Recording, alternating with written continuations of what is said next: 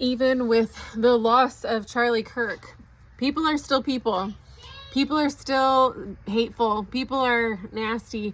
And left to our own devices, we are going to be sinful at our very best. The Bible says humans are sinful at their very best, and that's why we need Jesus. I have a nose ring. I have several tattoos.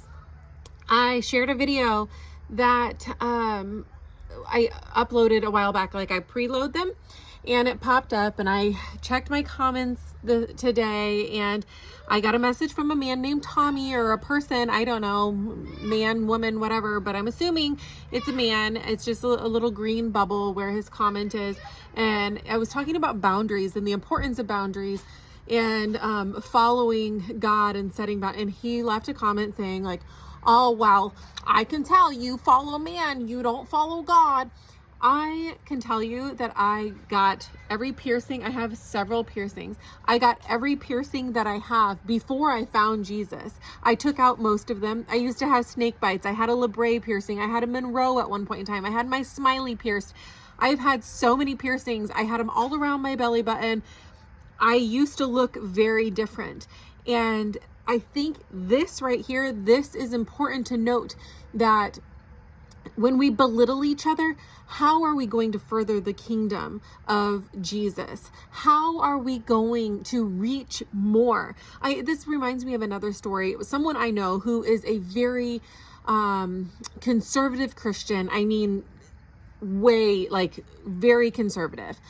I'm not going to elaborate any further because it'll definitely reveal their identity. But this person was in a local Dollar General and saw someone without shoes. And instead of offering to purchase this person a pair of flip-flops from Dollar General that probably would have run them about $3, they decided to judge that person, leave their stuff in Dollar General, be so disgusted by that person that they decided not even to buy the items that they went to the store for, and leave the store and decide that they were never going to go to Dollar General again because the people who were there were so gross.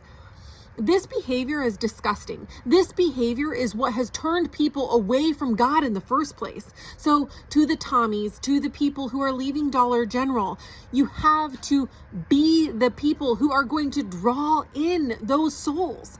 If you see someone without shoes, ask to bless them. If you see someone who looks different than you with tattoos or piercings or whatever it is, ask them what their life story is. Ask them, how they came to where they are now. Not like, oh, you follow man, you don't follow God. I can tell right now, you're not really about Jesus. No, my heart burns and bleeds for Jesus Christ. I absolutely love God, but I've been through hell.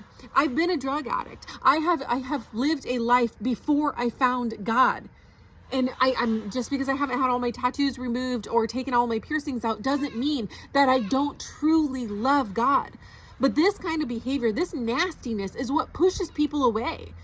This hypocritical behavior, one of the biggest things that I have been told over the years of people, like after they found out I started going to church, was like, oh, I don't go there, it's a bunch of hypocrites.